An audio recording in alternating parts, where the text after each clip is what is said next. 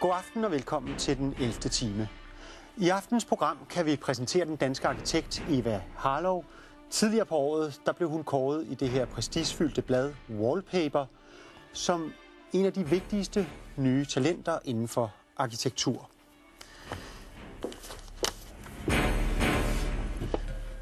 Hej. Hej, tak skal du have. Eva Harlow, jeg nævnte i starten af programmet, at du i det her blad, der hedder Wallpaper, er blevet kåret til et af de største talenter i verden. Det er meget flot. Inden for arkitektur. Ja, tak. Og der er taget et billede af dig inde i bladet. Ja. Der er så en større begrundelse med, hvorfor det er dig og så videre. Ikke? Men her der ser man dig. Ja. Det er dig, der ligger i noget bølgepap. Ja, det er billedet er taget på en byggegrund i New York. Ja.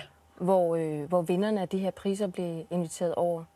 Og så løb der sådan en lille fotograf rundt og tog billeder af os i alle mulige og umulige situationer. Ja. Og det er så blevet til det billede der. Det er jo fantastisk, og det er flot at blive kåret til det. Det, jeg synes, der er interessant ved dig, det er, at man taler jo tit om arkitektur i forbindelse med sådan store offentlige byggerier. Ja. Men de bygninger, du laver, er for tiden private boliger. Vi kan prøve at tage en model af... Det er der mange af dem, der er i hvert fald. Det er en model af en privat villa, det her. Det er det. Det er et eksempel på et af de projekter, der er på tegnebordet for øjeblikket. Ja. Det er en privat villa. Ja, og vi kan sige, at det er et hus, du har tegnet til, hvad skal man sige, en større dansk fodboldspiller, landsholdsspiller. Ja, så har vi ikke sagt for meget. Og det hus har du tegnet til ham, og det, der ligesom falder i øjnene, det er jo den her facade. Ja, altså man kan sige, at noget af det, der er specielt interessant ved netop den her villa, og egentlig også grunden til, at jeg gerne vil vise den til jer, det er, at i modsætning til andre projekter og anden arkitektur, hvor det er bygningens overordnede formsprog, som tegner arkitekturen, så er det, der er specielt ved huset her, det er udformningen af facaderne. Og ikke som mønstret og den måde som facaderne. Det kan man. Det kan man så ikke i virkeligheden, vel? Altså, nej. Okay, godt nok. Det kan man ikke. Ja. det vil ellers være meget smart, kan man sige, men vejret er desværre ikke så meget til det herhjemme.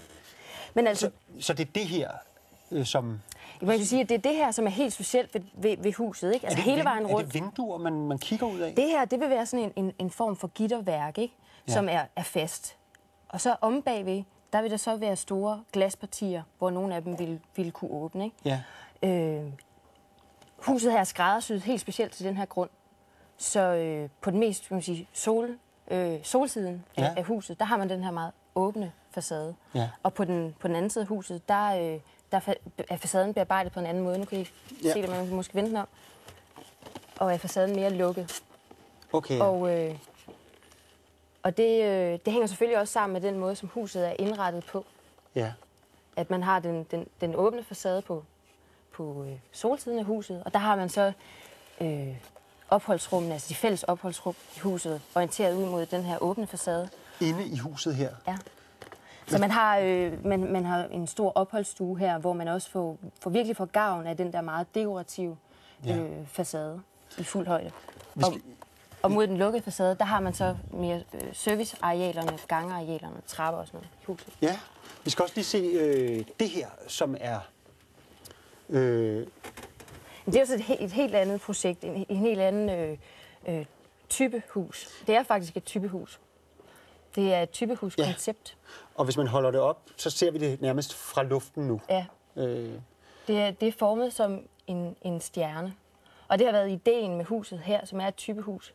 Både at skabe noget arkitektur, der i modsætning til nogle andre typehus i hvert fald, har en større, hvad kan man sige, ikon, mere iøjnefaldende arkitektur, og så samtidig at skabe et hus, som er meget funktionelt. Og geometrien gør den her meget enkle geometri, den har den fordel som typehus, at byggeelementerne bliver gentaget hele vejen rundt i huset. Det vil sige, at det er meget velegnet til præfabrikation.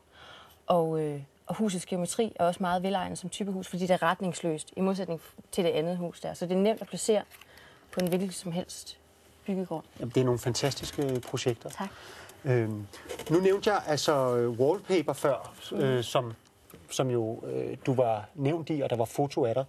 Men så lagde jeg mærke til, at der også var et foto af dig i det her blad. Ja. Se og Hør. Og de har det, der hedder Modepolitiet. Ja. Som jo, altså, hvor de fotograferer folk til premiere. Ja. Og her kan man se, at du er fotograferet sammen med din kæreste. Thomas Troelsen, ja. Musikeren og produceren Thomas Troelsen. Ja. Og de kalder jeg så den gode smags power-couple. Ja, altså det er faktisk ikke Se og Hør, der har opfundet den titel. Det er en journalist fra Berlingske Tidende, faktisk. Hvor der også var et portræt af dig, hvor de også... Men de har så, hvad kan man sige, adopteret det her udtryk? Det har de. Og bruger det i en lidt anden sammenhæng, kan man sige. Jamen, opfatter du det som et kompliment, eller som noget negativt? Nej, det er da et kompliment. Det er da helt klart et kompliment. Også i Se og Hør. I den sammenhæng der. Men hvis man så går ned langs dine ben, så kan man sige, så har de mærket noget op. Ja. En fodfejl. Og det er noget med, at din fod er faldet ned? Det er noget, men det er Mads Christensen, der laver Modepolitiet der. Han er skarp, kan man sige. Han ser alle detaljer. Ja. Og han har så lagt mærke til, at min fod må være sunket et par centimeter ned i den sko i løbet af aftenen. Og det kan man sige, det er jo meget uheldigt, kan man sige. Og så har han sådan en meget sjov bemærkning. Hvordan kan det ske? Jamen, det sker jo selv for den bedste jo. Altså, det gør det jo. Og så har han sådan en lille sjov kommentar omkring, han ved, jeg er arkitekt, så han kalder området der, nede ved hælen, bagerst i skoen, for uudnyttede kvadratmeter. Sådan en lille fifi, sådan ordleg, ikke? Og sådan en reference til arkitekten og sådan noget. Areal. Ja. Og så siger han så, smadrer ærgerligt. Ja, det var lidt ærgerligt, ikke? Jo.